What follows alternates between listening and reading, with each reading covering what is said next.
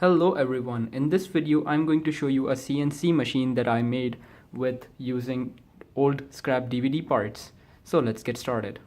The structure of the CNC is completely made out of DVD drives. The base is one complete DVD drive with the innards removed, and the vertical support is also made using a cover of the DVD drive, mounted using angle brackets, some screws and nuts.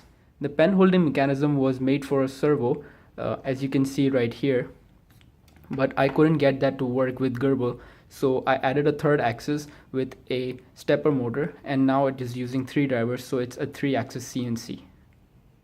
You can get this complete assembly from the DVD drives. It is mounted with grommets to prevent vibrations. So down there we have the Y-axis. It moves like so, and on top of it we have the X-axis, which moves like so.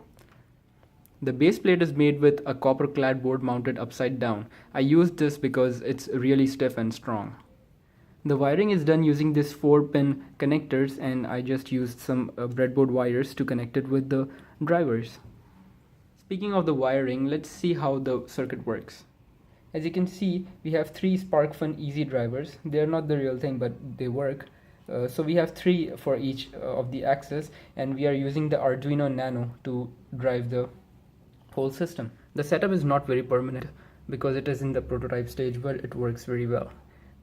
It is powered using a 12-volt adapter, and it doesn't use very much current at all because they are small motors. The software that the Arduino is running is GRBL. So the GRBL is uploaded to the Arduino and it interprets the G-code sent from the computer. You can use any software from the computer to send the G-code files. So let's hop onto the computer and we'll see how this machine runs. Here it is. I've made an SVG with some simple text on it, and I've sent it to jscut.org, and I've generated my toolpath over there. Here it is, simulated, and then I will use GRBL to send the G-code to the machine. So let's do that now.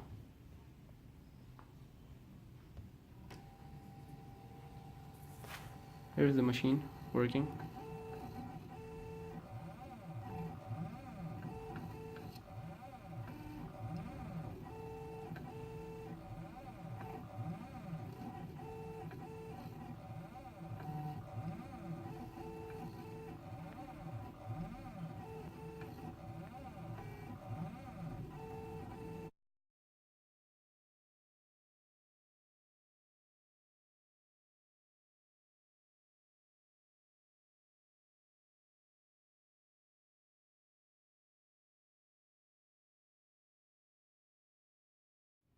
So here is what came out of the machine. As you can see, it has a few errors and it's not very accurate, but it's pretty good for what it is. So like, comment, subscribe. I have a lot more projects for you to come in the future, and if you have any queries, leave them down below. See you next time. Goodbye.